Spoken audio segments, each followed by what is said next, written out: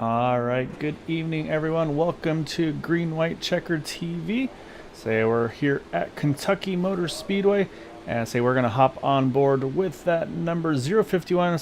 My partner in crime here tonight in the booth, Steve Gottschalk. Steve, you're rolling out on track. Had a couple laps here. Take us through what you've been noticing in some of your practice laps and what you think we're gonna be needing to look out for this evening.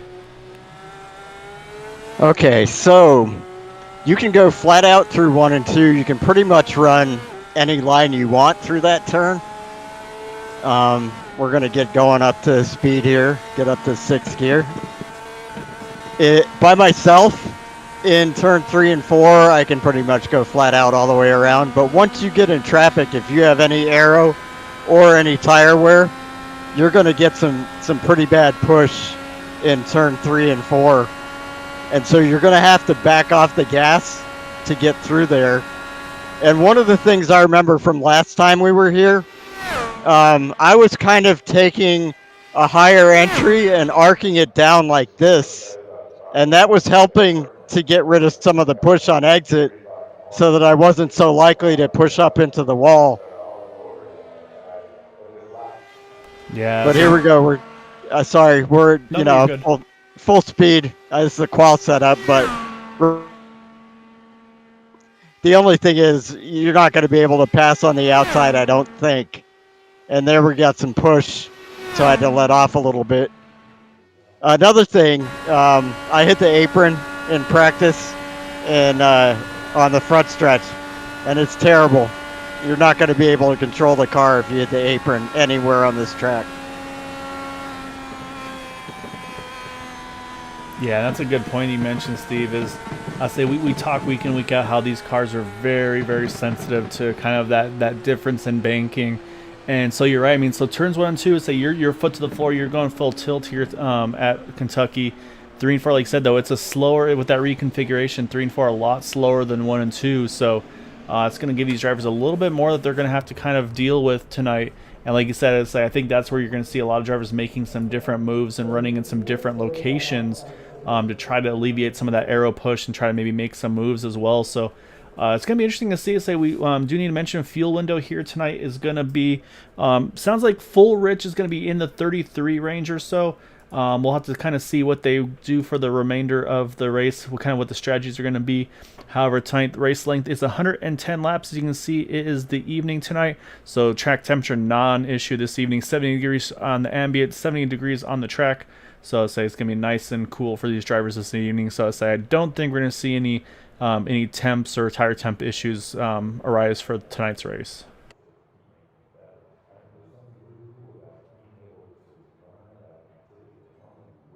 So I think the other thing that we're going to see is because of that little bit of push they're going to pick up in 3 and 4 and what that's going to do to tire wear, I think that'll help to kind of string out the field a little bit once they get a few laps in. And the people who do better at managing that aero push and saving their tires are going to be the ones coming to the front. Yeah, and I think you're spot on with that one, Steve. I think that's exactly what we're going to see is, there's going to be some comers and goers. It just depends on the aggression that some of those guys are going to be having here this evening. So I think qualifying just about completed, so we'll go ahead and pull up our starting grid for tonight's event.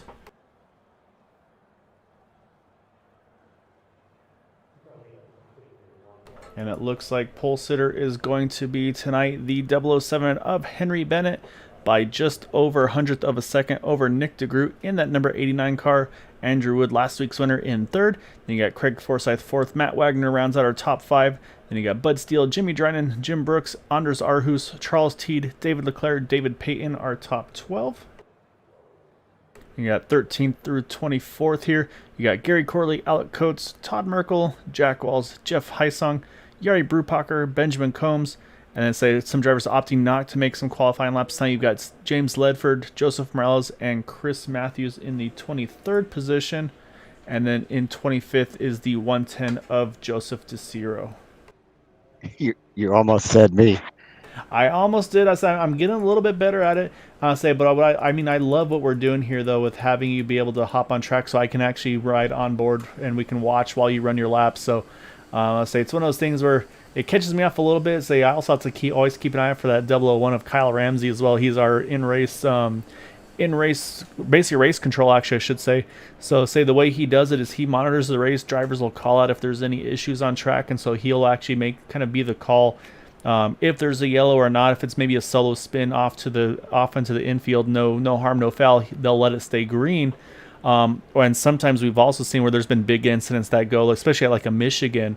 You'll see a big incident and they'll all go down into the inside wall, and they don't throw the yellow for situations like that. So basically, Kyle's able to kind of alleviate some of that. And I say some of the last couple of races, we had a few races really play out with the fuel strategy at the end, just because the way the cautions fell or didn't fall, Kyle was able to let that race play out to have some pretty wild finishes. So it looks like we're missing at least a couple of our more competitive drivers tonight. No, I don't see any Eric Schaus in the field, and I don't see a Chris Jabot here, and I don't see a Don Runkle. He's had at least one top 5 this year. Yeah, so you're right. We're missing a couple. He said the 93 of Kevin Brown, Chris Jabot. So I'm gonna have to possibly consider filing a missing persons report on Eric Schaus. Say every so often, of course, Rachel's always a huge supporter of the broadcast and really appreciate her watching these. I did bug her last week to say like, hey, do I need to start filing a missing persons report? So I guess they were on vacation, but I think they were back from vacation now. So unfortunately, though, definitely missing him on track here this evening. So. I might have to contact their local authorities to maybe do a wellness check for that number 72 car. Yeah, I think that's a good idea. Maybe we can put him on a milk carton. That's a good idea, actually. I like the milk carton idea. We got to go back to those. And my apologies to Kevin. I can't believe I forgot you, buddy. Kevin has been pressuring these guys up front in every race he's been in this year. Yeah, he's definitely had pace. Just a few little hiccups here and there that have unfortunately kind of not been his demise, but definitely have hurt his chances of great finishes. But we've got some of our heavy hitters right up in that front 2 rows here, actually front 3 rows really. Henry Bennett, our season 7 champion, and then Nick DeGroot, kind of Mr. Photo finish in the 89 car. Andrew Wood, last week's winner. And of course, a couple of our perennial front runners, Craig Forsyth, Matt Wagner, as pace car is in. Green flag is out, and we are underway. 110 laps is the race distance here at Kentucky, as Henry Bennett gets a great start to lead the way.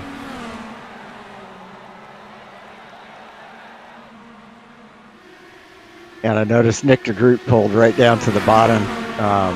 Unfortunately, Craig Forsyth got stuck on the outside, and what happened to him is exactly what I thought was going to happen out there. Kind of got shuffled back a bit. But turn 3 and 4 is going to be the equalizer here as people work on dealing with the aero push and saving tires. Yeah, I mean, it's getting busy. I mean, you can see how spread out all the drivers are. You can see just everybody looking for that clean air, even through 1 and 2. I think with some of that dirty air, some of these drivers are going to have to be a little bit careful and kind of just move around and find some of that clean air, because you see a few drivers dangerously close to the wall there off of 3 and 4. It looks like so far they're everybody able to keep it clean these first opening couple laps.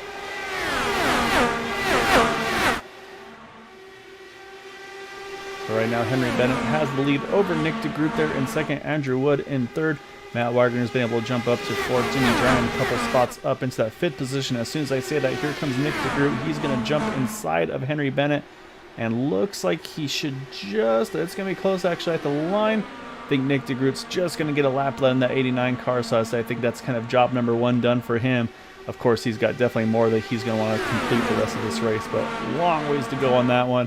So we'll have to see again. I think we're going to see a couple different strategies from these drivers. Some wanting to keep that track position, stay up front. Others going to opt to kind of, I think, maybe dial back that fuel map a little bit, maybe try to save a little fuel here during this opening stint. Yeah, I'm interested to see what happens with between Nick and Henry here, because I noticed, they're both taking the low line around 1 and 2, which you kind of have to. But if you notice, Nick DeGroot is protecting the inside down the back straight, taking the inside all the way around 3 and 4.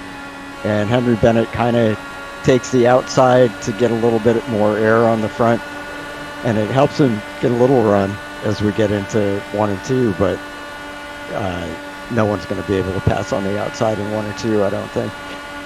Yeah, I don't see any outside passes happening in 1 and 2 without a bobble from that inside line. I say right now the great battle between these top two here. But what I really thought we'd see here, which I hasn't really come to fruition as of yet, and actually there it does actually as soon as I say that, is the fact that I think that outside line is going to be where the momentum is out of 4, and so I think it's going to be very tough to make inside passes here. I say we're going to jump back a little bit. So unfortunately, it looks like we had an incident with David Leclerc. Looks like he went ahead and took a tow into the pits. So we'll try to pull that up here in that number 50 machine. And actually, it looks like it was a little earlier than where we got to it. You can see it caught the outside wall here. We're going to roll back here a little bit on the, rewind this a little bit to try to take a look.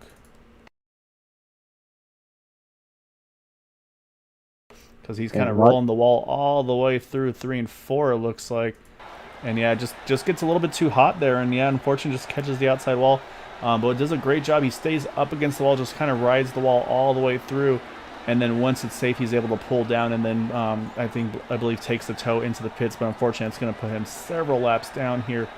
So we'll jump back live. So unfortunate for David. I say it's kind of just a continuation of last season. Just it seems like any bad luck he has, it doesn't go away.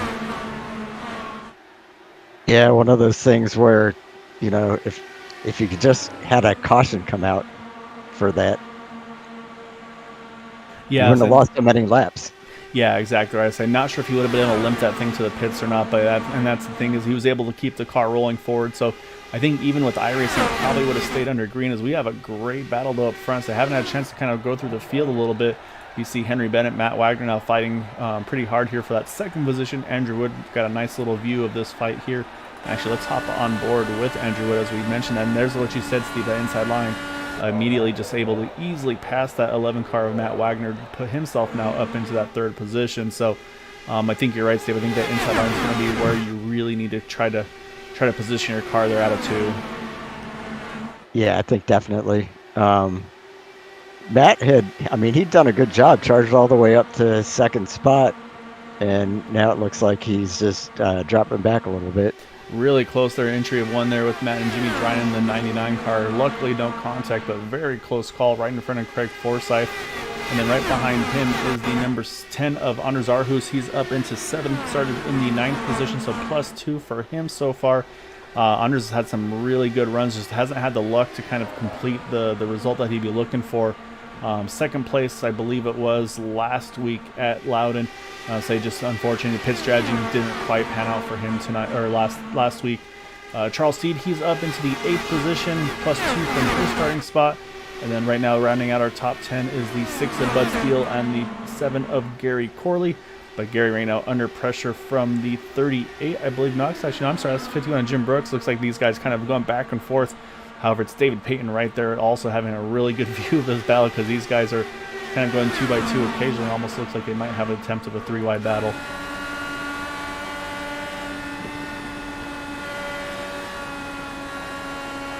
I just wonder, like, who's saving fuel, who's saving tires, you know, who's pushing too hard. Yeah, it's a great question. As you see the 18 there, Jeff Heisam getting around, looks like 2 for 1 there through the tri-oval. So a big move for that 18 car, able to jump from, I believe that was 13th to 11th there. So a great job by Jeff Heisam. He jumps up a couple spots right off the bat there in just that one set of corners.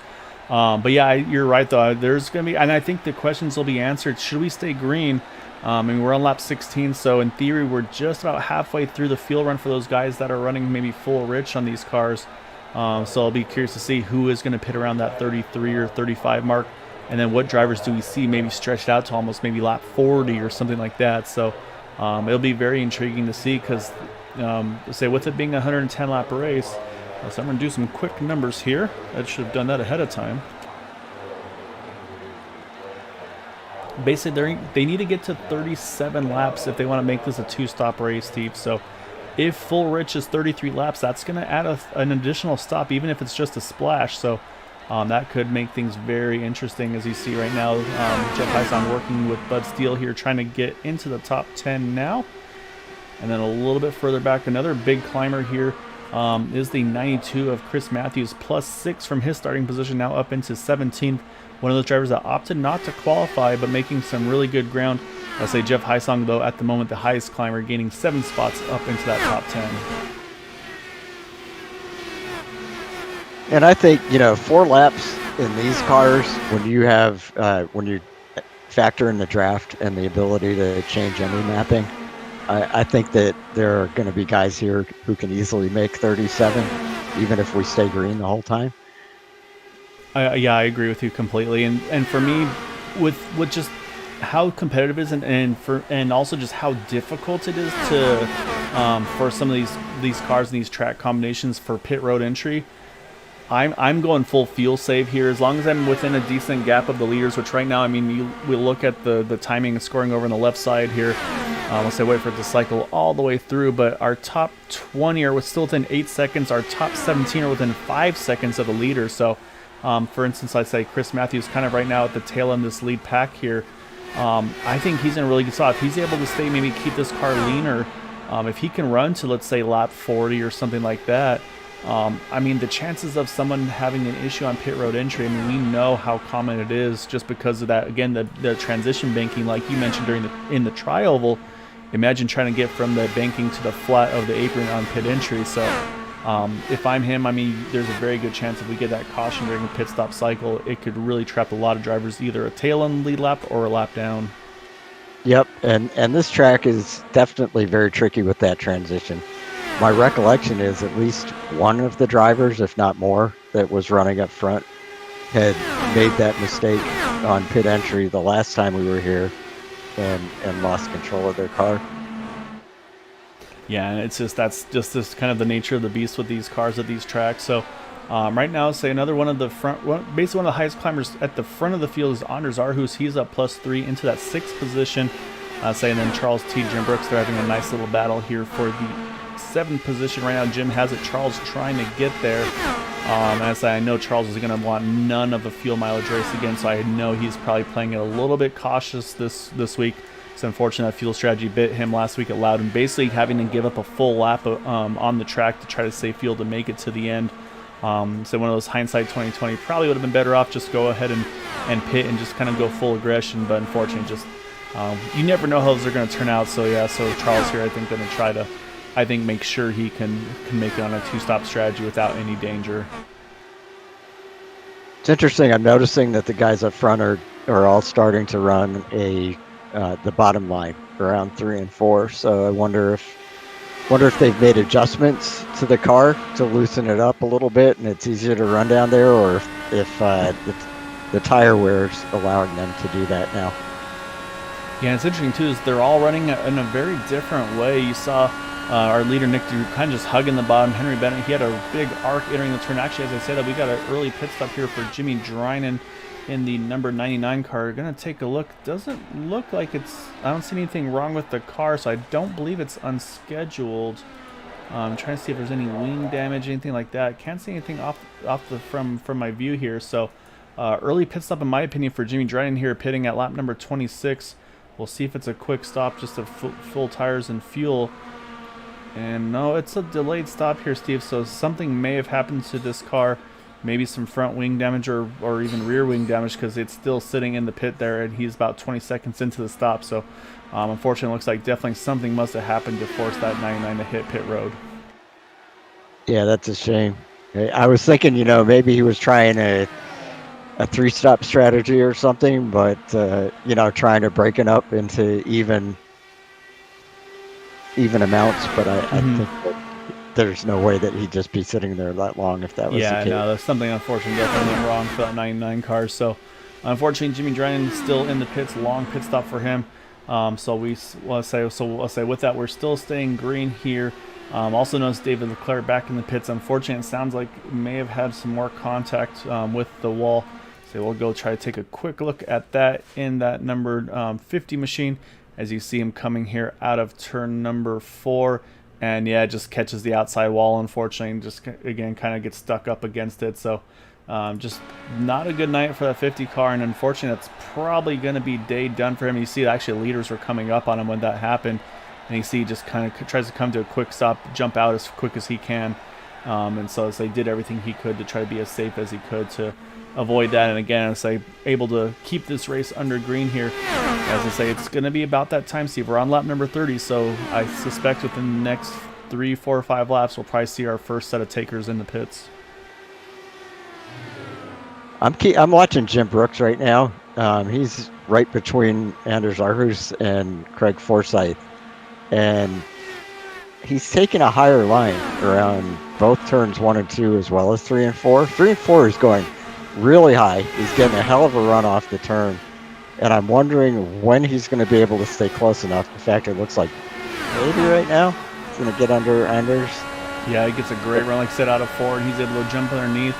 And you're right. I mean, that's a really big run, and I think that's what we talked about. I felt like the outside line in 3 and 4 might be the way to go, and it seems like he's making great momentum on that. So now that he's got the clean air, we'll see, does he stay on the top line? Well, he's going to have to, actually, because here comes Anders down to the inside. So we'll see, can Jim hold off with that momentum on the top end? But right now, it looks like Anders had a great 3 and 4 there. He was able to hold even, so I'll say these guys might stay side by side. It looks like they're 1 and 2 here. Yeah, I think Anders will take that position back in 1 or 2, so yeah, these guys having a good battle. They've fallen just a little bit back up the lead pack, though. They're now about 2 seconds off of 4th place of, well, I was going to say Andrew Wood, but actually now it's going to be Nick DeGroot, because here he comes trying to jump there. He is in the 89 car. He hits pit road, the first of pit, and it is at lap 34, Steve, so just a little earlier than that window to try to make it on the 2 stops. So we'll have to see how this is going to cycle out for the 89 car. That's going to put Henry Bennett back to the point. Matt Wagner up to 2nd. Andrew Wood into 3rd. Do any of these guys react and go? And they do not. They can go a little further. So fuel window continuing on here. And I think Jim Brooks, yeah, here comes Jim Brooks. He's hitting pit road 1 lap later. And so I say that's going to be the second of the leaders here to make to hit pit road. Nick DeGroot's already back out. 8-second pit stop for him. So now Jim heading into for his service. And we'll jump back to our race leaders here and see if anybody's going to have to blink. I think I see Henry Bennett slowing down. Yep, here comes Henry as well. He's got a little bit of traffic in front of him there, hitting pit road as well. And then also you see the 11 of Matt Wagner coming in. Bud Steele's hitting pit road as well. And I believe, who's that following in? I think that is Chris Matthews as well. So here it's getting very busy now, Steve. I think that Jim Brooks may have gotten a unsafe entry penalty, which is unfortunate. Oh, yeah, you're right. Still sitting in pit road here. He's up to about 20 seconds in the pit. Either unsafe or maybe he was speeding on entry. So it's going to, usually it's a 40-second stop and hold. So that's going to probably put him, I believe, most likely 2 laps down. But right now, last week's winner, Andrew Wood, he's back to the point, and he is really stretching his fuel out, Steve. I mean, right now he's got about a 4-second, just under a 4-second gap over Craig Forsyth in 2nd. And I say, we'll see. It looks like he's starting to slow down. Yep, here comes Andrew for his scheduled pit stop here coming in lap 38. Looks nice and tidy. Craig Forsyth, though, he says, all right, you guys keep hitting. I'm going to stretch my fuel even more. And he's going to cycle his way around to the point. And I'm saying the same thing for Craig. Now he's got a huge gap, one of the furthest that's able to stretch that fuel number. Yeah, it'll be interesting to see where he comes out in relation to everybody else. But he's going to pit this time, I think. Yeah, oh, he gets loose, catches it quickly. Boy. Great save by Craig there. Now he's got to make sure he gets down to pit speed. Looks like he does so. So that's going to complete our pit cycles. Jack Wall's also in pit road. And like we suspected, it is going to put Jim Brooks 2 laps down. He was 3 there for a moment. Now should cycle back to 2 down. But after the pit stop cycle, I believe the lead is going to go to Nick DeGroot. So you're going to see there's Andrew Wood on the apron just exiting pit road now. And so, yeah, so Nick DeGroot, a great in and out lap for him. He's going to come out of the pits, and he's going to have a nice little gap, it looks like, over Henry Bennett here, about 1.3 seconds. So we'll take a look at Craig. Here comes Craig leaving pit road now. Nick DeGroot already by as he hits the timing line. So is going to cost Craig a little bit of time here. But again, though, this is going to allow Craig to go that much further on fuel, though, the rest of the race here. So with the pit stops complete, Steve, I want to pull up our pit strategy for our leaders here. And just to show the range of when our top 8 drivers had pitted. So you see Nick DeGroot the earliest there on lap number 33, Henry Bennett 35, Andrew Wood at 37, Wagner 35, Craig Forsyth looks like he's going to cycle back into the 5th spot, still about 6 seconds off the lead after that on lap 38, then Teed and Hysong on 36, Bud Steele 35. So really, the driver that went the furthest and is in this lead pack in the best position is that 64 of Andrew Wood. So he's been able to kind of do a little bit of both here. So you keep great track position, but also really stretch that field number out of that 64 machine.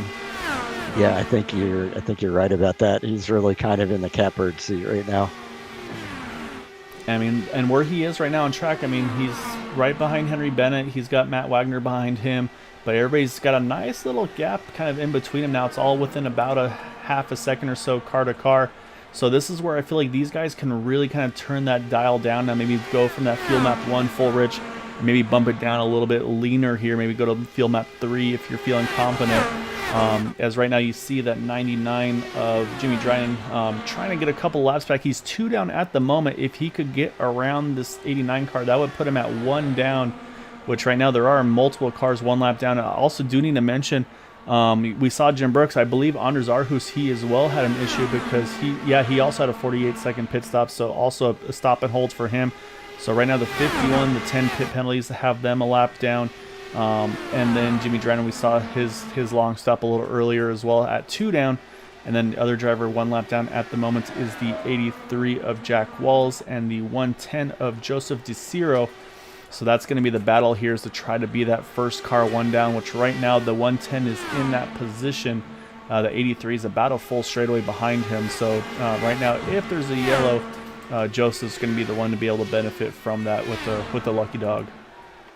Oh, as I said, Jimmy Dryden loose off of 4, full speed through the pits. You see him lock it down, try to get to a stop here, and is able to save it. You see, I think takes a toe right off the bat.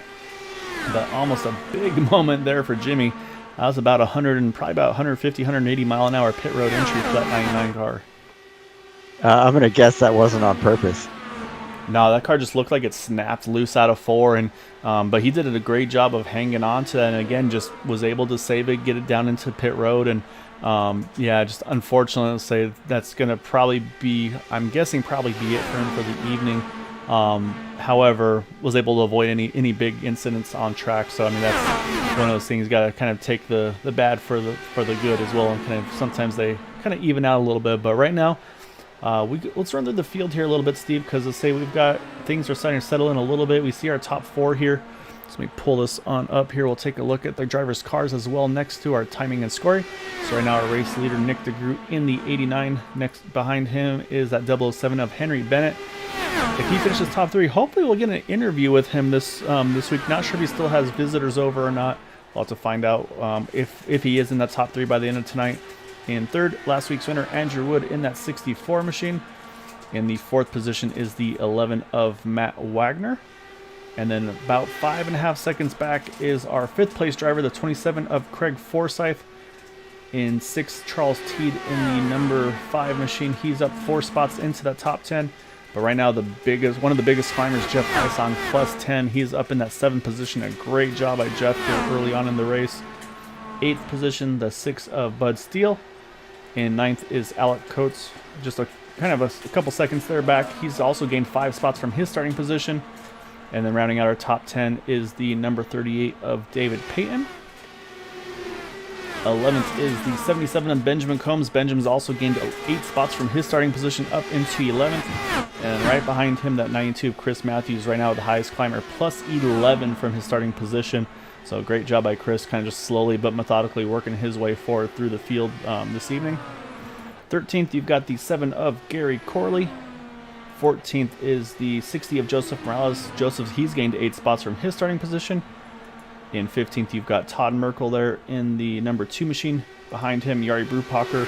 He's gained 2 spots up into the 16th spot. James Ledford there in 17th, right behind him. And that is the last car on the lead lap at the moment. And we've mentioned those drivers a lap down. In 18th, 1 down is Joseph DeCiro. 19th is Jack Walls. Pit speeding penalty, I believe, for Jack may have set him back as well. And then we saw what happened, unfortunately, earlier for Jim Brooks in the 51. Speeding on entry, Anders Arhus, same situation for him. And I believe that is everybody that is currently on track here. I'm going to double check to see if the 99 is still on track or if he did wind up retiring here. And it looks like Jimmy did retire, so unfortunately early exits for Jimmy Dryden and David Leclerc. And that completes our 21 drivers still in this event. So while you're going through that rundown, Charles Teed caught up to Craig Forsyth and drove by him. I think that Craig may have been playing some strategy there and wanting somebody he can draft off of to save some more fuel. But it's interesting because we've got the lead pack, which is 4 cars. They're all running right together. And then we have the second pack, which is now 7.5 seconds back, and they're running actually a lot slower than the lead pack. All these guys saving fuel, and that's another 4 cars. I think we may have a 5th one. Yeah, it looks like we have a 5th and 6th joining Alec Coates and David Payton. Yeah, you're right. So that group is definitely getting a lot bigger. So you wonder, Craig Forsyth may be trying to pull something, because right now of the lead pack, we talked about Andrew Wood. He's definitely right now in the best position on fuel, going those 37 laps to try to make it on a 2-stopper. Craig Forsyth, maybe I say probably having all that clean air in front of him, just wasn't able to make the numbers he was looking for. Probably was able to pretty much just keep that foot to the floor. So now he's going to use Charles Teed kind of as his pick, if you will. Let Charles break the air, save a little bit more fuel, because, I mean, if this is the case, if Craig can make it on one more stop, if Andrew can make it on one more stop, obviously a big gap between them, but we know how long the pit delta is here. So, and actually, to mention the pit delta, it looks like it's about 39 to 40 seconds on pit road and off, basically getting in pit road to out of pit road. So, I mean, you're losing 40 seconds on track. So, I mean, that would put Craig in a great position, even with that interval he's got to that lead 4 right now. I think really Andrew Wood is in the best position to win this race right now if it stays green. These guys in the second pack they're losing so much time to the front pack that I don't see how they're not going to catch them, but I don't see how anybody from this pack could possibly win the race unless somebody up front there has trouble or all 4 of them wreck each other. Yeah, so, I mean, again, I say there's at least one more set of pit stops to go in this race for some drivers, possibly 2 more for some of the other guys. It might just be a splash. We'll have to wait and see on that one. But you're exactly right, though. Like I said, Andrew Wood pit on lap 37, Craig Forsyth 38. But the thing is, Andrew came out in the draft right behind all these guys. I mean, he's just been running fuel numbers, I'm pretty sure, this whole run here. And I have a feeling that's the same thing right now for Henry Bennett, Matt Wagner. Like I said, I think they're kind of using right now Nick DeGroot kind of as the rabbit, if you will, letting him go out there, set the pace, and again, burn the extra fuel, and just give them the kind of the dirty air, yes, but also a lot of draft that's allowing them to probably run a nice and easy fuel map to really help them save. Because, I mean, Nick DeGroot, he pitted on 33, so I mean, based on that, we suspect we'll see him in the next probably about 6 to 7 laps in that 89 car. But the question is going to be how much further can Henry go, can Matt go, and then how much further can Andrew go compared to those guys, because last time Andrew was able to go 2 laps further than Henry and Matt. Yep, and Henry and Matt, I mean, they pitted on lap 36, which is, I mean, that's pretty close. If they save a little more aggressively this time, they could potentially make it a 2-stop race. Yeah, exactly right. But I say it might get to the point where maybe then Andrew Wood, with maybe again, if he can go even 2 laps further than them again this time, maybe that allows Andrew to kind of be able to kind of go full rich and forces them to still have to save, where it puts Andrew in that better position. So it's kind of a cat and mouse game like we were talking about. And right now, like you said, though, I mean, even with this though, these top 4 are still running just a little bit quicker than those guys behind. Nick DeGroot running about 24.75. Charles Teed, in this leader of the second group, running 24.97, so just over 0.2 of a second down. So I mean, let's say, and again, we don't know what strategy Charles. Oh, as I said, a big car or a big wreck in front of the leaders. I believe that might bring out a yellow. So far, we stay green. Surprised that didn't come out. That was Joseph Morales there that had a moment. I'll try to see what happened to that number 60 machine, because that was a potential to be huge, as was right in front of our lead drivers there. See Joseph there up on the top side here, kind of stuck up against the wall here. And then I think what probably is going to happen here is we'll see him try to drive it off the wall, but unfortunately probably right before the leaders had got to him. So, oh, actually, no, he does spin it there off of, and then, yeah, catches the inside wall. You'll see him. He's able to collect it. And, oh, man, yeah, that very close. Could have, should have been a yellow on that one. Some drivers probably very happy it stayed green. Others probably wish that we would have seen that yellow there. But we do stay green, so let's say the strategy continues here, Steve.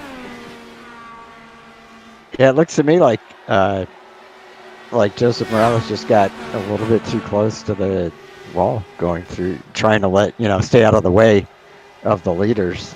Just a misjudgment there, and then another misjudgment when he pulled it off the wall, unfortunately. Yeah, and I think when you try to pull it off the wall, so you already got some damage to the car. I'm sure it's not reacting very well to your inputs either. So just great heads up though by Nick and Andrew and company. And as I said, here comes Nick DeGroot, and like you said, right at that lap 66 mark, coming to 67. So that's going to put Andrew Wood now to the lead.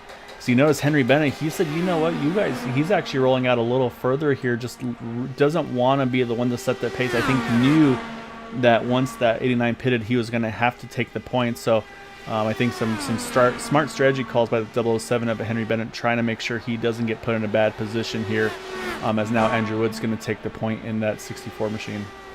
Yeah, I think you're right about that. And they can afford to let Andrew Wood go up there and burn his stuff up, because they know that Andrew's got those extra laps to I guess, piss away, might be a good expression.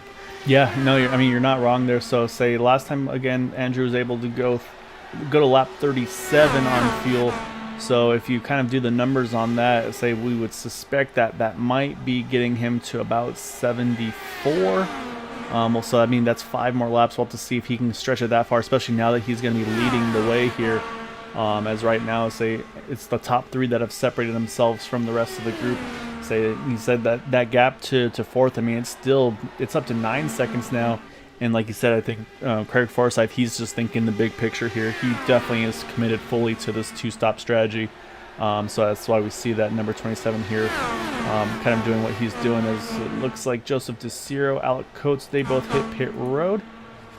So definitely the second set of pit stops has opened. Gary Corley also hitting pit road as well. And here comes Jim Brooks as well into the pits. So yeah, so pit road definitely starting to become a busy place here again. Now, how much longer to the leaders pit? And here comes Charles Oswell pitting here on 71. He's going to bring Chris Matthews along with him. So yeah, so say now, yeah, like I said, it's the question now is going to be the leaders, and based on Matt Wagner's position on track, I think we're going to see Matt here at lap 71. And yet here comes Matt Wagner. He hits pit road as well. So that's going to leave now Andrew Wood, Henry Bennett. So Henry is able to stretch his field a little bit further than Matt has been able to.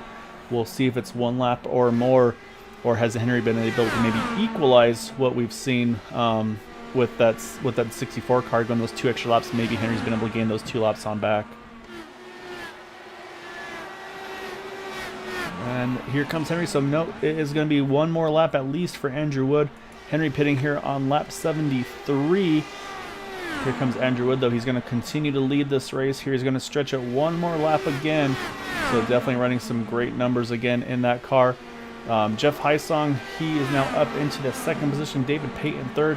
Again, I think Craig Forsyth, he is really working this field number as hard as he can right now. And I think he's actually probably backed it down a little bit more than he had been earlier. Oh, as I said, a caution is out. You see trouble on the pit exit there. I believe that was Matt Wagner involved, trying to catch the other car in that one as well. I think that was Jari Brupacher.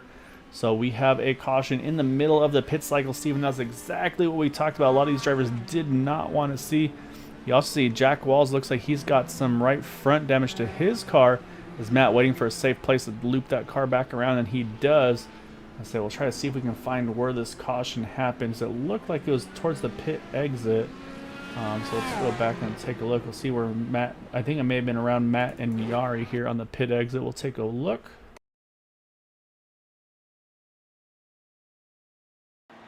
So you see Matt Wagner leaving the pits right in front of Jari Brupacher.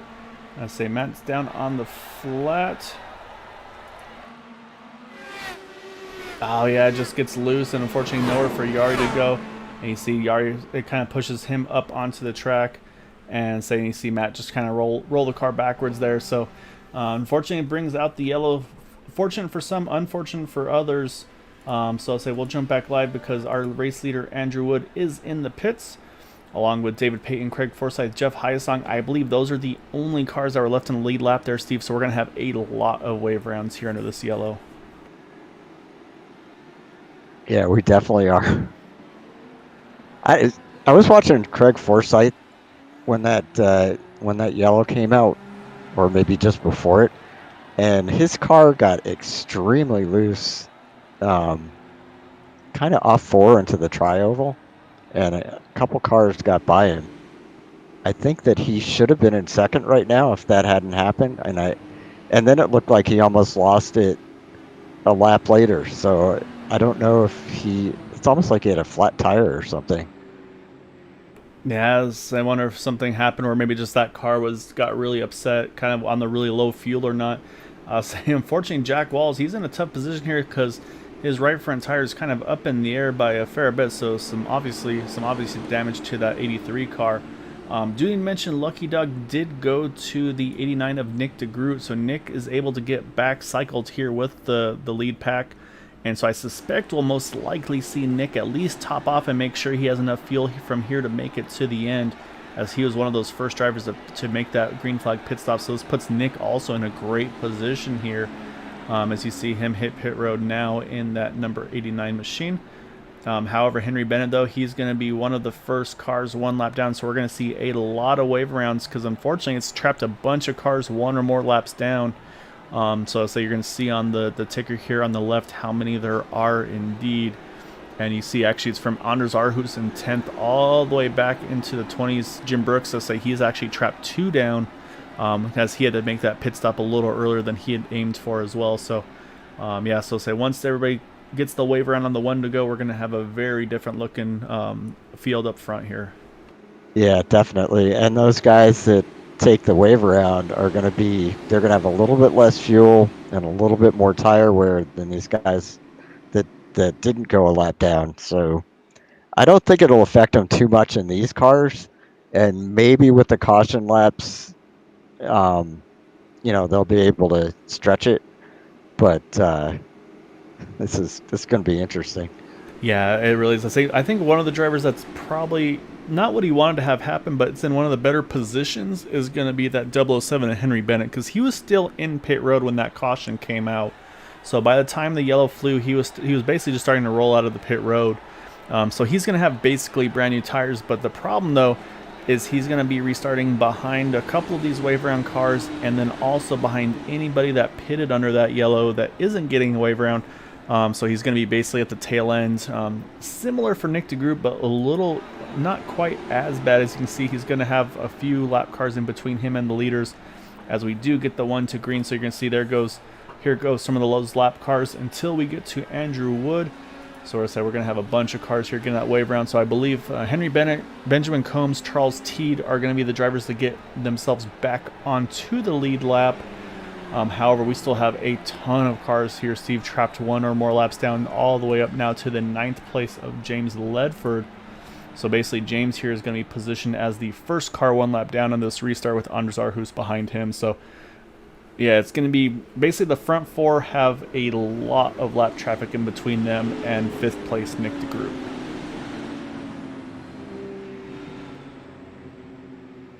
So I think, that with so few cars on the lead lap, I mean, it is possible that anybody on the lead lap could still win this race.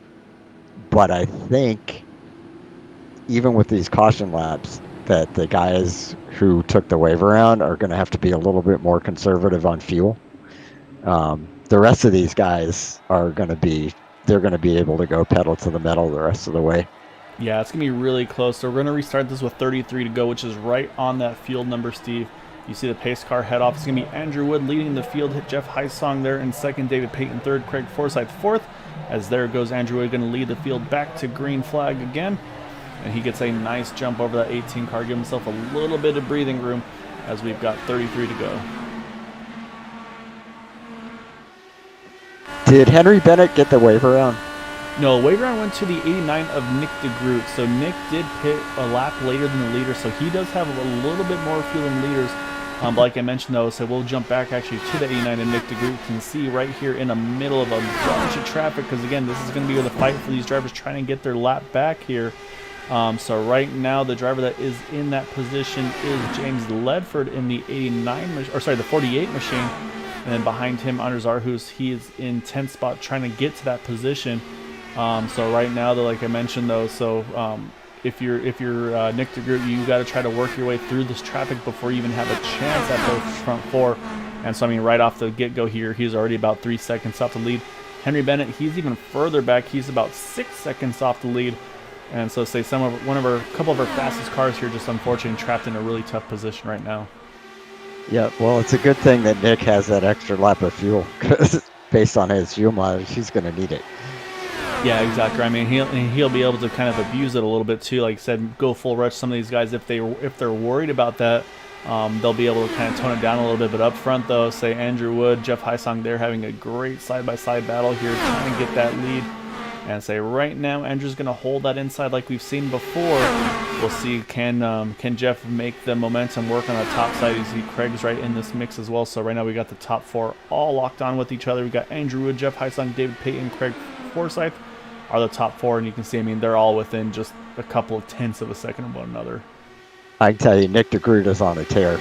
He took off over half a second that last lap. Oh, as I said, that caution is back out, trying to see where... Oh, it looks like Henry Bennett is involved in this one, Steve.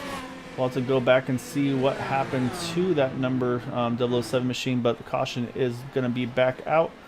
And I believe that's going to put the Lucky Dog position, I believe, to James Ledford, if I'm not mistaken.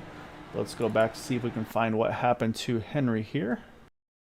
This looks like either a net code or a rare mistake by Henry Bennett.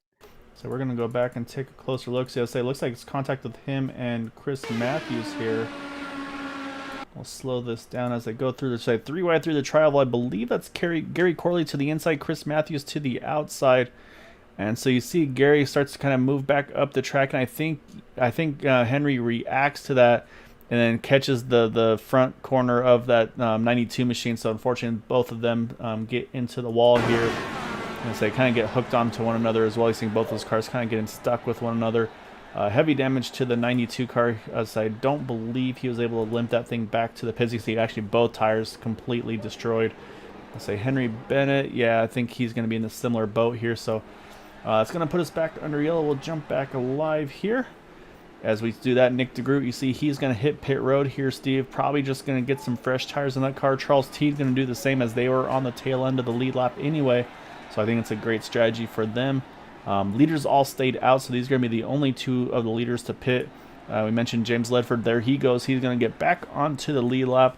So unfortunately, we lost one of those lead lap drivers in Henry Bennett. We're going to gain one back with the 48 of James Ledford, which now the Lucky Dog battle is going to now be between Anders Arhus and Matt Wagner there in 9th and 10th.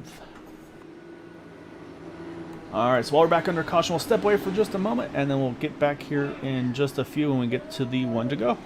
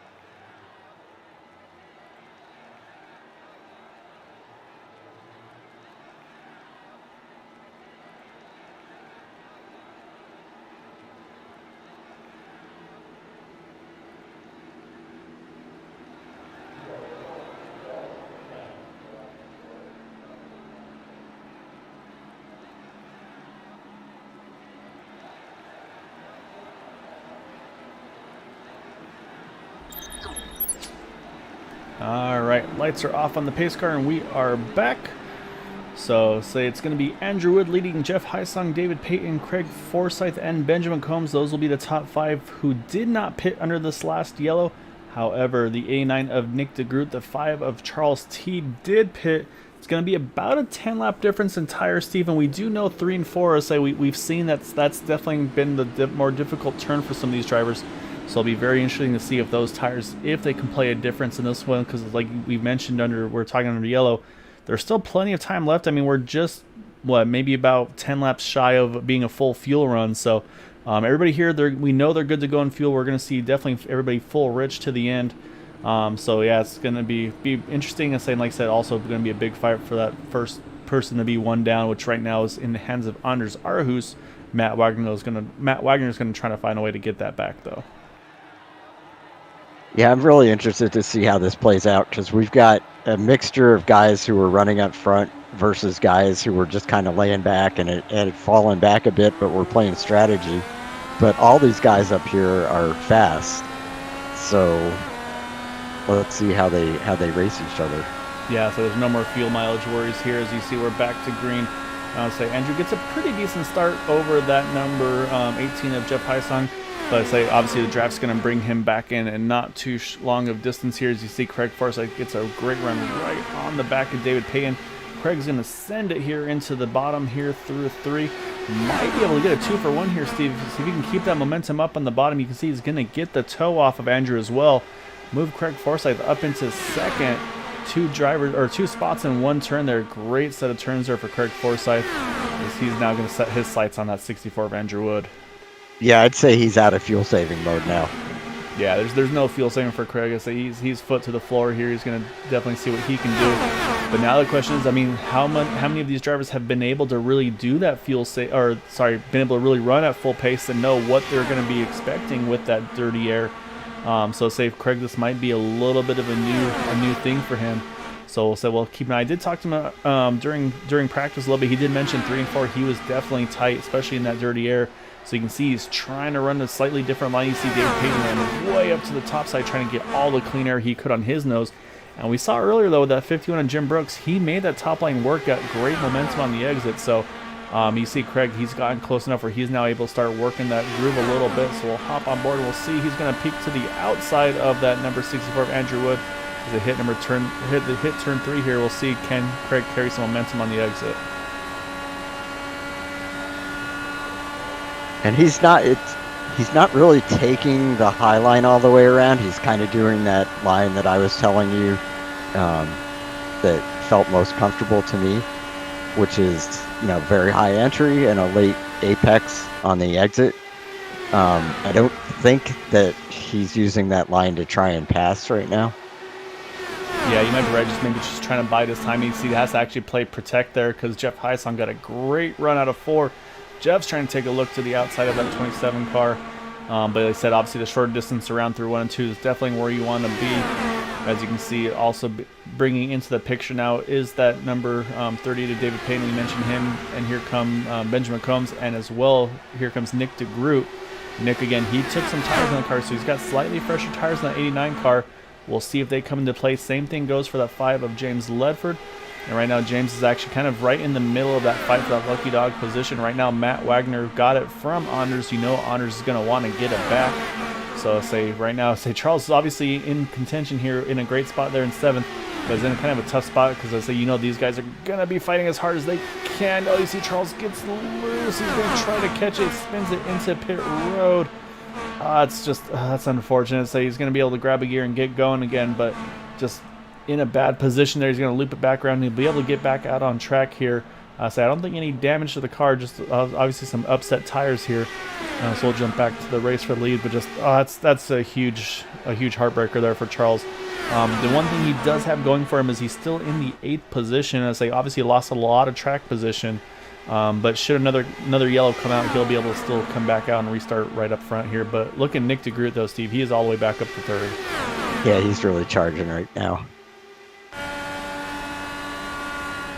And I think Craig saw that. He said, all right, you know what? I can't lay back anymore. I got to start putting the hammer down here. So now Craig to the inside.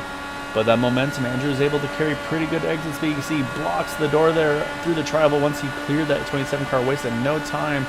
And you can see here comes Nick DeGroot, going to try to run the momentum here on the top. Just not quite enough there as they go foot to the floor. Craig protects the bottom, so Nick's like, all right, you do that. I'm going to run this middle groove here. And he's going to work. Oh, close contact between the two. Then you see smoke. Oh, there is contact there. I think that was Jeff Heisong getting into the 89 car. Caution does fly here. Nick DeGroot, heavy damage to his 89 car. I don't know if he's going to limp that back to the pits or not, Steve. But yes, we saw the aggression starting to kick off a little bit. And he's going to see if he can limp that thing. Unfortunately, he's going to try to limp it to the pits. Might have to take a tow. But the biggest break, I think, for anybody here is going to be that 5 of Charles Teed. He's going to get another chance to get right back up to the leaders here. Yeah, that was a stroke of luck for Charles Teed there. I wonder whether Craig Forsyth got any damage from his contact with Nick DeGroot. Yeah, we're going to go back. We'll look at it now. We're going to pull it up here. So say we're showing here where we saw Nick get around the 18 of Jeff Heisong there for third. And say we'll kind of run it through here and we'll play catch up here as we get to it. Because I say we kind of want to show what led up to all of that. Do need to mention pit stops. Leaders are pitting here. Steve, Andrew Wood, Craig Forsyth, Jeff Heisong, David Payton. So we do see some pit stops happening. Benjamin Combs stays out though. So say as we head into now as they come into turns 1 and 2, I believe it's this next turn here where we see the contact occur. So we'll slow things down once we get to that point. Alright, so we're going to watch here from Craig Forsyth, kind of watch on him for just a moment. And I'm not sure if there's contact or if that's net code, Steve. There's a little bit of contact. I feel like Craig's car probably is going to get away with it. That we saw after the fact, though, is Nick was able to pretty much get this car saved. But then, unfortunately, you see Jeff Heisong, I think the momentum loss, he had to do something. So he tried to scoot up there and unfortunately just got into the side there of the 89 car. And luckily, again, Craig dodges another one there a little bit just in between them. So, yeah, so we'll jump back live here, though. So we do need a show here. It looks like Benjamin Combs is going to cycle through out as the race leader. But I was talking about Charles Teed being able to recover and be back on the lead lap again. He stayed out, Steve, and he's going to cycle out right in front of Andrew Wood. So even with that slide, he decided, you know what, I want that track position. I want that second place here to start this restart here. As we're going to probably restart with about 10 to go or so, I would say. And then do need to mention Lucky Dog, I believe, did go to the 11 of Matt Wagner. So move Matt back onto the lead lap, which will leave us now 8 cars on the lead lap, it appears. And say Matt's going to hit pit road there and get service done to his car. So he might as well take advantage because he's going to have to restart at the back anyway. So we got 2 drivers here. We have 3 different strategies basically, Steve. We got Benjamin Combs. He hasn't pitted since that first caution came out after the pit stop cycles were completed. And then in second place is going to be Charles Teed, who pitted under that previous yellow, but did go for a pretty big slide there through turns 3 and 4. So say tires probably heated up. I'll say obviously the caution is going to be able to kind of bring those temps back down. And then third on back, Andrew Wood, Craig Forsyth, David Payton, James Ledford, Jeff Heisong are going to all have 4 fresh tires on their cars. And then Matt Wagner will have fresh tires, but again, it's going to have to restart at the back of the line here. So this is going to get pretty dicey here. We'll have to see. Maybe that big slide on the tires, maybe it helped those out a little bit for Charles. We'll see. Maybe just that track position. And you know, when you get caught up in a situation where you maybe felt like you were in a bad spot there that you probably shouldn't have been in, it kind of lights a little fire under you. Maybe drive a little angrier. Sometimes that really works for these guys, and they can find those couple extra tenths that they need to get that result. So does this put Matt Wagner behind all the lap cars as well as the... It indeed does. So he's going to be restarting basically roughly about the 20th position here. So if you're Matt, you just ride. If I'm that 11 car, I'm just going to cruise here and just basically try to keep my car out of trouble. I believe he probably already had to use his faster pair actually with that incident he had earlier with Jari Brupacher on the pit exit. So yeah, so if I'm Matt Wagner here, I just play it safe. You know, right now the worst place you can finish is 7th or 8th. Should it stay green to the end. If you get a caution, then you might even get a better position because then you're going to cycle back up to the front here. So Do need to mention there are no green white checkers here with the Indy Series. They do mimic the Indy rules. So basically, once we get to that lap 110, that will be it. So we're going to restart with 10 to go, and it's not going to be 10 to go plus minus green white checkers. It's going to be 10 to go. So if you're Benjamin Combs, you want this to run all the way out, or do you maybe want to have a couple of quick yellows to maybe just try to get great restarts to hold on to the front? It's gonna get, I think it's gonna get pretty dicey. Andres Arhus unfortunately did not get that lucky dog. He's gonna now be trying to fight Bud Steele for that position right behind him. So a little bit of everything here on these final 10 laps. Yeah, really, it's a 6-car race right now because Jeff Hysong got sent to the. He got an EOL penalty. Nick DeGroot got an EOL penalty, plus he's a lap down from the, I guess, repairing his damage. From the incident, yeah. It looks like, Nick is, at least one down, I believe. So, so it's going to be Benjamin Combs. He's going to lead it off. You're right. It's going to be, right now, 6 of the lead lap drivers are at the front here. James Ledford, he was able to take advantage of that previous lucky dog, and we are back underway. It's Benjamin Combs leading Charles Teed, Andrew Wood, Craig Forsyth, David Payton, and James Ledford. 10 to go here at Kentucky.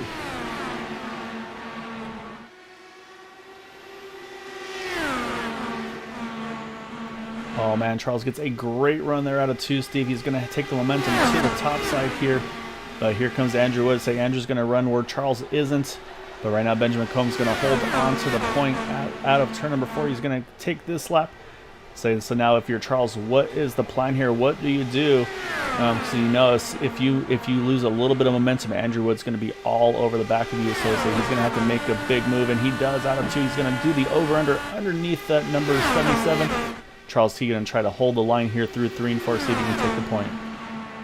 Yep, he made it stick too. So we got these 2 guys on slightly older tires here up at the front, and Charles Teed is pretty good on these kind of tracks. And it's been a while since we've seen him lead a race, at least since I have.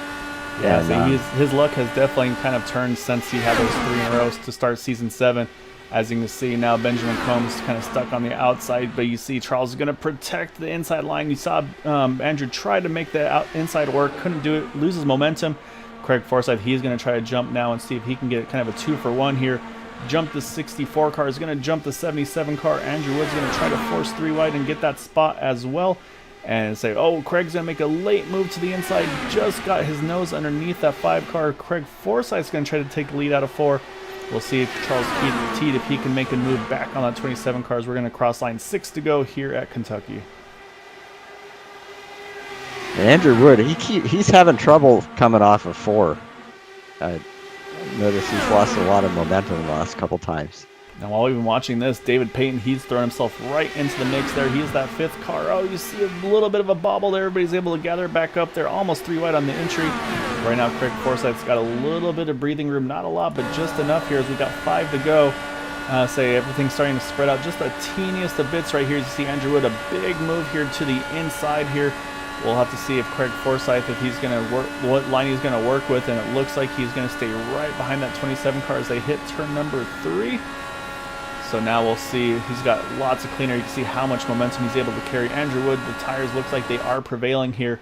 So move Andrew Wood now back up into 2nd. You see Charles Teed is in a big fight here with Benjamin Combs to his inside, just holds him off. You get David Payton with those fresh tires as well, going to try to work to the outside now, that 77 car. And Craig Forsyth, he is going to take no chances. He's going to go all the way to the yellow line. Steve does not want to risk giving up that inside line in 3. Yeah, I'm wondering if this is going to work for him all the way to the end, because if Andrew Wood, if he somehow figures out how to make the outside line work in 3 and 4, he's going to get the momentum that he needs. All right, here we go. He's going to try the outside. Yeah, he's going to try to work the outside. So this one's going to be all about the momentum. So Craig's got the shorter distance, but can Andrew carry enough speed out of 4 at the line? You can see how close it is. About a half a car length there as we cross 2 to go here. Right now, Charles Teed still holding on to that 3rd position, but it's not for lack of effort from these guys behind him. Benjamin Combs, David Payton, James Ledford, they are all in this fight. You can see all of these guys just dicing it back and forth. And you know Charles wants that. So he really wants to get this podium finish. Like I said, just the way his luck has been this season. But we're going to cross line here, Steve. We're going to get 1 to go. Andrew Wood does complete the pass, though, over Craig Forsyth. 1 to go. Can Craig get that spot back here on the last lap? Yeah, I'm very curious about it. Oh. Oh, Andrew had a bobble. Craig tried to jump underneath him, couldn't do it. So now it's going to be all about turn number 4. Who gets the better exit out of 4? Right now it's Andrew Wood with the position. Craig's going to push up high, see if he can get the momentum to go. It's going to be Andrew Wood getting the win over Craig Forsyth. And it looks like at the line, Benjamin Combs is going to grab that 3rd spot from Charles Teed. Charles, though, going to recover from that spin to finish in 4th. David Payton rounds out our top 5. James Ledford in the 6th position. And they got Jeff Heisong, Matt Wagner there in 7th and 8th. Somehow those guys were actually not too far out of the mix there. You can see they finished within 2 seconds of the leaders there. Anders Arhus, Bud Steele, they're going to round out our top 10. But it's going to be 2 in a row for that 64 of Andrew Wood here.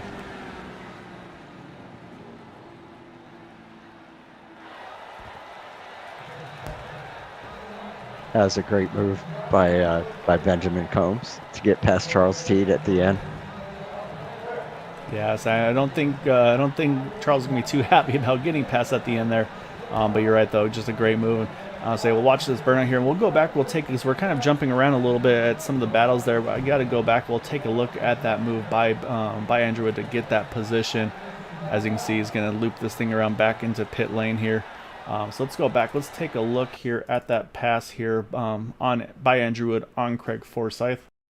And like you said, Steve, he was able to get the momentum finally out of 4. We talked about it seemed like he was struggling on it, but then he was finally able to get that momentum. I think just got the run he needed, and then just got a great exit out of 4, kept that momentum. You can see kind of kept Craig pinched down low as well, so Craig couldn't wash him up as much. And then as soon as he was cleared, just cut in front of him. And then same, looks like pretty similar there with Benjamin Combs, Charles Teed. Watch their battle here coming to the finish here. And it looks like Charles, I think just those tires with that big slide just weren't where they needed to be. And you see Charles again also was protecting the inside line here. And we'll watch to see. And again, yeah, Benjamin just really able to work that top side, keep the momentum up. I mean, he was inches from the wall out of 4, but able to make it work to grab that 3rd place.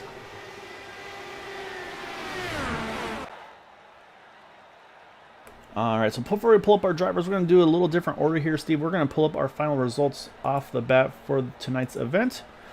And it's going to be Andrew Wood getting the win over Craig Forsyth by just under a quarter of a second. Benjamin Combs there in 3rd. Charles Teed 4th. David Payton in the 5th position.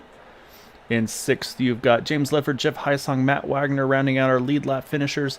9th through 18th, you've got Anders Arhus, Bud Steele, Alec Coates, Gary Corley, Todd Merkel, Jack Walls, Nick DeGroot.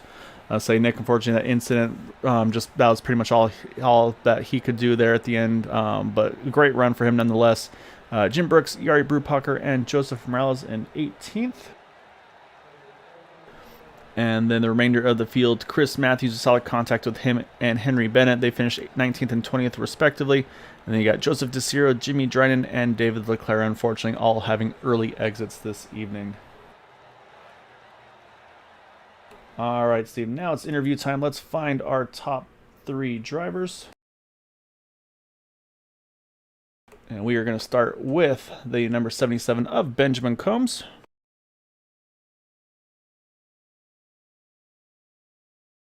All right, let's bring Benjamin on here, Steve. Let's say so. First off, congrats on being our highest climber tonight, Benjamin. Plus 16 into that 3rd, up to 3rd tonight. And then definitely some big pit strategy on your side. We saw kind of a mixed strategy. Some drivers pitted on that caution after the pit stops happened, like Charles Teed and one other. I'm blanking on the name now. And then the second caution, we saw pretty much everybody else except for you and Charles opted to go ahead and stay out for that track position. How big of a difference did you feel like the tires were? And just, I mean, take us through that last dash to the end, because, I mean, you guys were going for it pretty hard there. Yeah, that was a blast. It's always fun when it comes down to some clean, close racing. But yeah, I pitted, and as soon as I pit, the caution came out on the last green flag stop. So that was perfect. It allowed me to get the wave around, and from there, yeah, it was just save tires. I think there was 2 more cautions after that. So that really helped. But yeah, I just didn't have much to lose. I figured, why not go for it? Yeah, so it was kind of just the position I was dealt, and I just tried to make the best of it. Did you feel like you had anything for the top two once they got by you, or were you just racing for third at that point? I was trying to come back. I thought I had something. I mean, once I figured out like, oh, I might have the same grip level as these guys. Obviously not as high because they're sticker tires, but I wasn't being left, so I was like, I'm gonna fight this thing out to the end. Yeah. Well, that's a great move you pulled at the end. We when I watched how much momentum you got into 3 and 4 and how you were able to keep it up all through the turn, that was beautiful. Thank you, sir.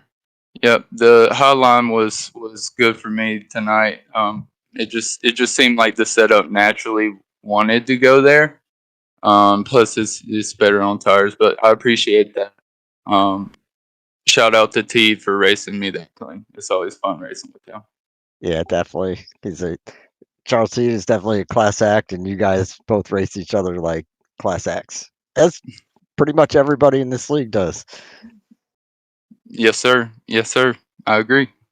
Yeah, that was a great move. Like I said, I mean, we went back and looked at it too, and I mean, did you have like I'm guessing you were probably foot to the floor all the way off the exit. But I mean, you were probably inches from the wall there, keeping that momentum built up. How nervous were you there that you might just kiss the wall to lose that little bit of momentum to hold Charles off there for that third? I was gonna hit it. Honestly, I had to do like a weird, awkward downshift just not to hit the wall. But yeah, I thought I was gonna hit it, but it stuck. It stuck, and I knew I made multiple passes there tonight, so I knew it was there for me if I needed it. And Charles took the inside lane going down the back straight, so it put me in a position to exercise that. Yeah, so I say one of those things where maybe protecting the inside was actually exactly what you were hoping for. But yeah, just awesome job tonight, Benjamin. So I know you've got a lot of sponsors on that good looking car tonight. So I definitely want to give you the opportunity to give any thanks and shout outs to those that are able to help support you. Yeah, absolutely. I just want to give a huge shout out to Team Watson Racing for my beautiful car, or at least I think so. Dark Horse and Area 51. Just for putting on these great races week in and week out, and like y'all said, racing with class. I'll enjoy that one, Benjamin. It's a great run for you. I look forward to catching us. I look forward to racing with you next week, or tomorrow, I should say, for us with Dark Horse. And then, yeah, definitely look forward to seeing you on track again here next week.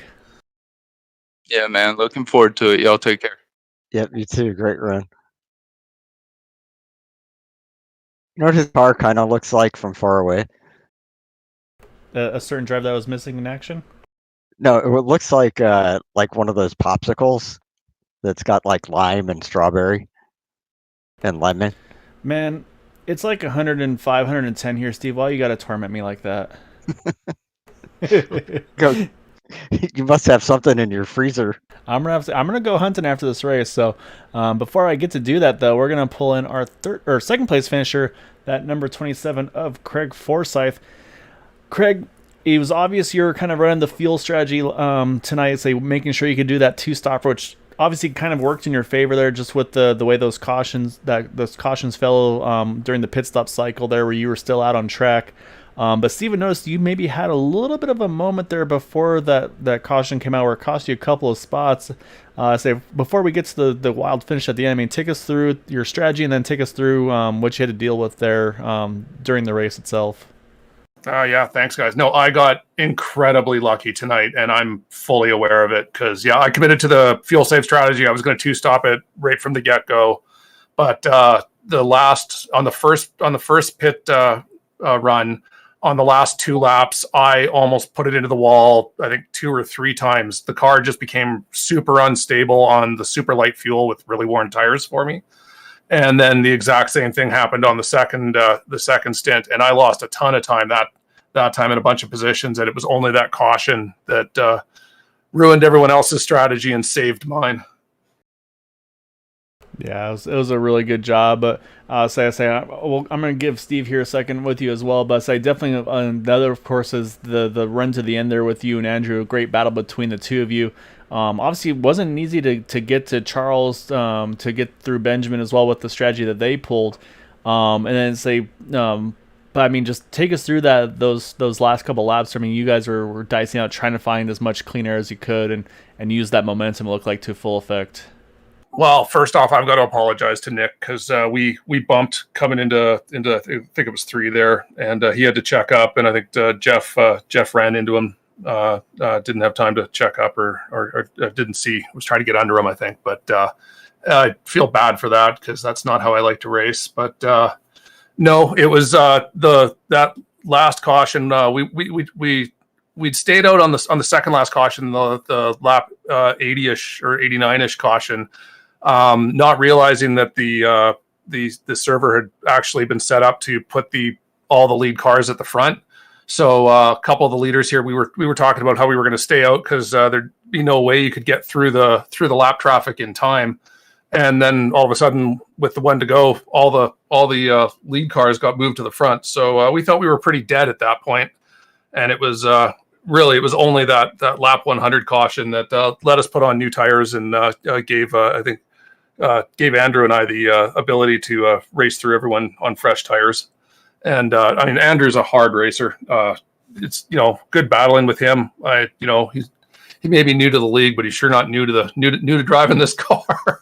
So battling with him is fun. It was a fun battle for us to watch. I noticed, I think it was the lap before the one he passed you, that you were doing a really good job of protecting the inside. And he tried to pass you on the outside, but you got a good enough entry into 3 and 4 that you were able to hold him off. And the next time around, he managed to get outside you, I guess, early enough on the back straight that he pinched you down to the bottom, kind of messed up your entry into 3 and 4. And I think that was what let him get around you. And then I noticed on the last lap, you had a hell of a run through 1 and 2, and it looked like you were trying to get under him coming off the turn, but he kind of came down for a normal line. I don't know if he was trying to block you or just, he was already committed to that.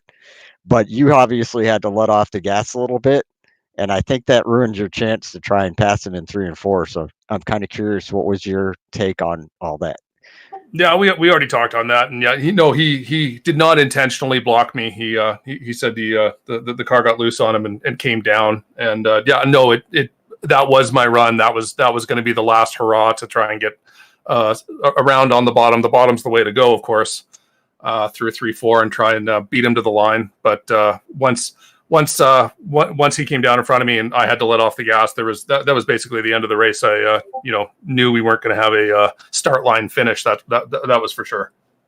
Do you think maybe if you'd planned it differently that you might have tried to go to his outside and, instead of trying to get under him there, try and get your momentum to the outside and take it that way in 3 and 4? Well, no, I'm so uncomfortable being on the outside and pinching cars low. I'm not good at it, and I don't think I made a single pass the whole night on the outside. So it wasn't something I was planning on doing. Normally at Kentucky, I mean, you want to be on the low line and you want to protect the low line.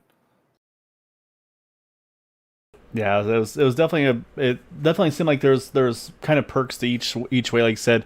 As we saw, obviously you were making some great time on the inside line. Obviously the huge move you had earlier on where you got the kind of the 2-for-1 to get into contention there. But yeah, I mean, just a great fight all night long. So kind of the strategy was looking really good until that caution came out. Otherwise, I think you and Andrew are probably going to be the two to run the fuel mileage to the end as well. But yeah, just awesome job tonight, Craig, and definitely want to give you the floor though. Any thanks and shouts I'd like to give for that second place tonight. I gotta thank my backup fuel calculator since my primary fuel calculator decided to freeze on me on lap 20. So I had to go back to one I always run in the background but never pay attention to for the rest of the race. And of course, I got to thank lmcgear.com. The team is a good bunch of guys, and always fun to put the car in the show for people to see. And actually, I got to add to that because I got a message from Jim yesterday. Actually, it was saying they've set something up for Area 51 drivers and viewers and fans that looks like you've got a discount code that you can do for 10% off any order at LMC Gear, which is Area 10. So really cool of them to set that up for the supporters and drivers and everything for the league. So I'm going to be adding some info onto the stream for that for future races, but didn't get around to it before tonight's race. But I definitely wanted to mention that in the interview as well. So I'm glad you're able to get that top 3, Craig, so I could put it out there. Just really cool of him to offer that for all the drivers and viewers here. Yeah, Jim's a good guy. Good to support him. All right, well, great job tonight, Greg. It was a great run this evening, and so I look forward to catching you next week. But yeah, enjoy this one, and we'll see you back on track here shortly. You betcha, guys. Stay safe. Yep, you too. Great job, Craig. It's great to see you battling up front again. You bet. All right, that leaves one person to talk to. That is going to be our race winner in that number 64 of Andrew Wood. You didn't get to talk to him last week, Steve, so now you're going to get to have that opportunity and chat with our race winner. So let's go ahead and pull Andrew back in over here. That's 2 for 2 for you, Mr. Wood. I'll say that whatever that top secret finish you've got on that car and on that helmet, it's coming to pretty good use here. Yeah, this was definitely unexpected. I almost missed the race tonight. I had a late arrival getting home from some stuff I had going on today, so I had no practice. So I really kind of was just hanging out, as you saw in the first stint, just trying to out different lines and things like that, and trying to learn the setup and try and use that as my practice session to see what I could do later in the race. And in the meantime, I was saving a bunch of fuel doing that. So I was not expecting a win today, but the way that the race kind of played out, it put me in a situation that put me ahead. And yeah, here I am talking to you. Yeah, I was saying, and then the other bonus is to say this time you get to talk to Steve as well, who's able to join us this week. But in saying, I think you nailed it on the head there. The fact that while you were learning, you were saving a ton of fuel, and it was you and Craig that were really running the great fuel numbers there. And we saw you were able to go further than everybody. But then the fact that you were going to have probably about a 5 to 8 second gap, I believe, over the guys, or over Craig, I should say, who could probably do the 2-stopper with you. Was that one of those things where you're kind of rooting? It's like, all right, you stay green and we got this one in the bag. What was your reaction when you saw that yellow come out? I was still kind of unsure of if I was actually going to make it on the fuel or not. I still had about 2 laps to go before I was going to pit. Once Nick, that one car that was spun in turn 1 that Nick and Henry had to lift for, I was able to get by Henry. And once Nick pit and I had some clean air, I did some practice or some full rich fuel mix runs to see what my numbers were going to be. And because I hadn't done that with any practice or anything like that, and it wasn't looking good for me. So one could say I could come out a little bit ahead of the drivers. Like I was battling like Nick and Henry if things had played out the way they did, and have them close up to me, and then they could save fuel and put them in the same situation I was in before. So it's really tough to tell. We would have really needed to see how it would have played out once the last pit stops were over with the second green flag run if we had gotten there. But it's kind of pointless to talk about now since we had all those chain of yellows there. When you were back there saving fuel, were you changing your engine mapping or just getting off the gas? A mix of both. It gave me a good opportunity to play with my engine maps, which I haven't really done a ton of so far. And yeah, I was kind of playing around with each fuel map. I was just kind of staying in line, so I had a lot of opportunity to kind of play around with those things. And yeah, just a mix of that and using my right foot as well. I'm a stock car guy, so all that stuff is kind of alien to me. Yeah, iRacing has updated the IndyCar a bit to make the fuel maps a little bit more useful. They're still not quite there yet from what I could tell, but when you add it up over the course of a race, you could see that you can make some good gains there by kicking it down to a lower fuel mix. It just takes some testing. Yeah, definitely. I mean, I've noticed some of the other guys, the fuel masters in this league are really good at playing with that stuff. So I'm going to ask a question that Gael usually does. Take us through those last few laps, the battle between you and Craig, which was really intense. I mean, you guys are both fierce competitors. And the first time you tried to pass him on the outside in 3 and 4, it didn't work. But I think you held him low enough and ruined his entry the second time that enabled you to get a good enough run off 3 and 4 to get by him. So tell us about those last few laps. Yeah, I was a bit bummed that I chose wrong in terms of picking the line to get by Benjamin and Charles. For like 3 laps in a row, I just kept picking the wrong line, and that gave Craig the opportunity to get by. So, props to him. And I was talking to him about it right before the interview here that, bravo, he picked the right line. He did the best job he could there. So I was kind of left to my own resources to try and be innovative and do what he and Jeff couldn't do to me earlier in the race, which was get by on the inside. So, yeah, it's you kind of have to pick your poison. Do you want to try and run the middle of the track to give yourself a good entry to not get past, or do you want to go ultra defensive down the back straightaway to try and just hold your position the best you can and hope that the car to your right side swings out a bit enough to give you a bit of an opportunity to make the actual arc into the corner. So it could have gone wrong. I could have pinned Craig a little bit too low and then him kind of come up into me, and then that would be my race over. But just by how I was watching him race with the Benjamin and Charles there, I knew that I could trust him. So I got by him, and then on the last lap, I kind of made that one mistake going into one where I kind of missed my turn in a little bit and kind of blocked his run, which probably was a little bit sketchy for both of us. If he had wrecked me there, I totally would have taken responsibility for that because I did kind of steal his run and momentum there. But yeah, he backed off, and then that kind of just gave me the run to the checkered.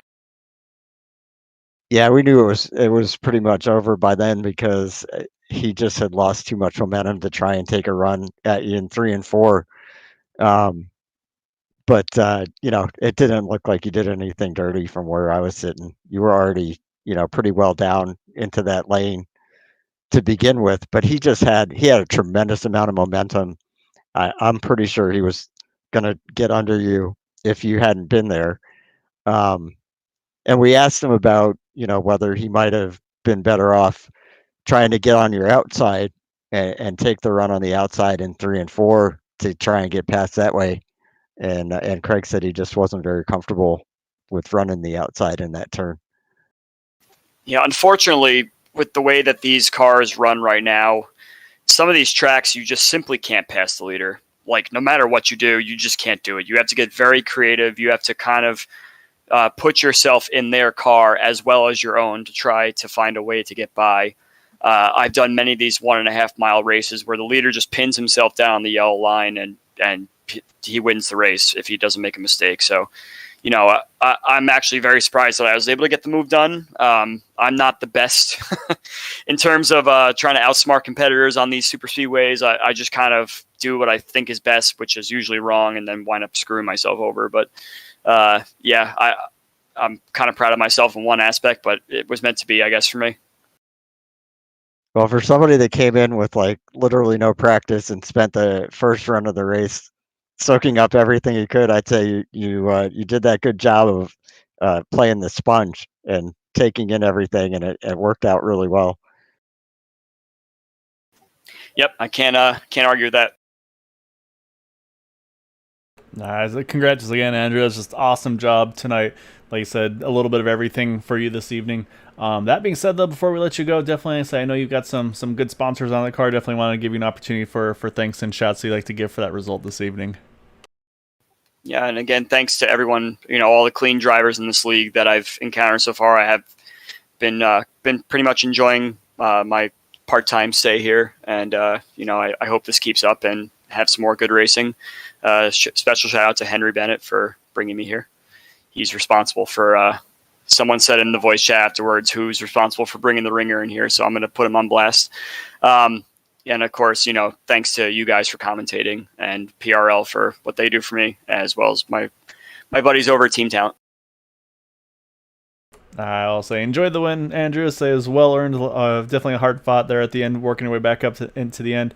They're a lot of fun to watch, but yeah, so enjoy it, and we look forward to hopefully catching a few more before your part-time duties are removed. And say I have, like I said, it might be some happy drivers like, oh, okay, one less guy we have to fight for these wins.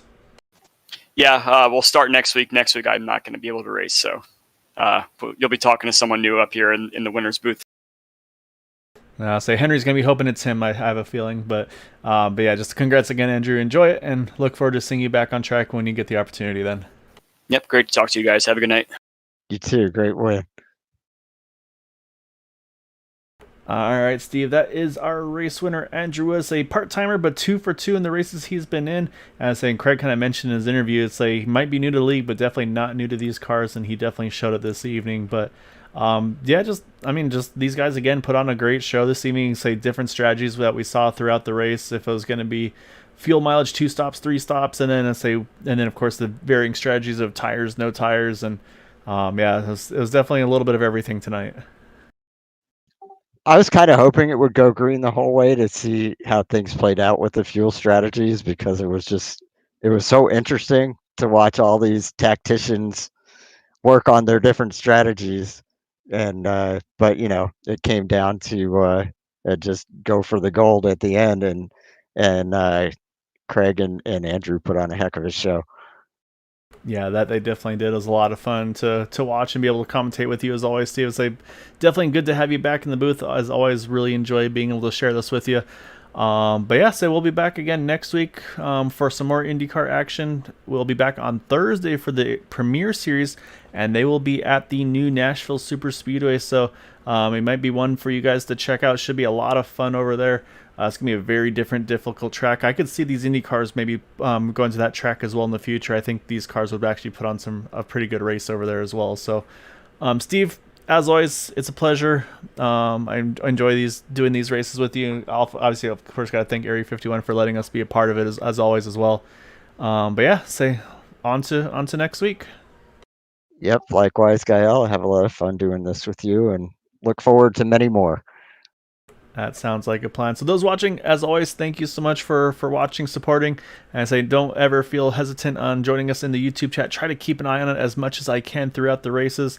Always appreciate seeing you guys root on your favorite drivers, friends, family, whatever they may be. And as always, also got to mention, got to thank Dark Horse for the partnership here with Area 51 on this with this Indy series, and then of course got to thank ESTV as well for letting us kind of hop on board here as well. So if you're not watching on the Green White Checkered channel, you can find them on ESTV on YouTube, Facebook, and on Twitch. And then they do re-air these things, so you can find them on your casting devices like Roku and things of that nature. So it's a really cool thing that they're putting on for the races here. So really want to thank Eric and some of the guys over at ESTV for what they do as well. So until then, hope you all have a wonderful evening, and we'll be back on Thursday. But until then, hope you all have a wonderful evening. So thank you and have a good night. Night, everyone.